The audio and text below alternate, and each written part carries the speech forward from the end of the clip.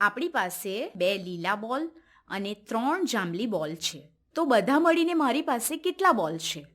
આમ 2 લીલા બોલ અને 3 જાંબલી બોલ મળીને 5 બોલ થાય.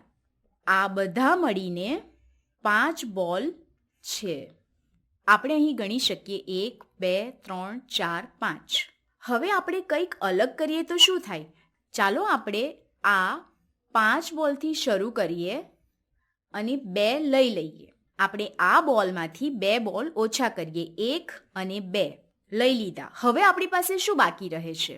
આપણી પાસે 1, 2, 3 જાંબલી બોલ બાકી રહે છે. આપણી પાસે 3 બોલ બાકી રહે છે. તમે અહીં એક ભાગ જોઈ શકો છો. 2 + 3 = 5. પણ જો 5થી શરૂ કરો છો અને 2 લઈ લો છો તો તમારી પાસે 3 બાકી રહે છે.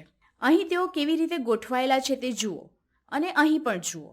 2 + 3 = 5 અને 5 - 2 એ 3 છે. તે અન્ય રીતે પણ થઈ શકે છે.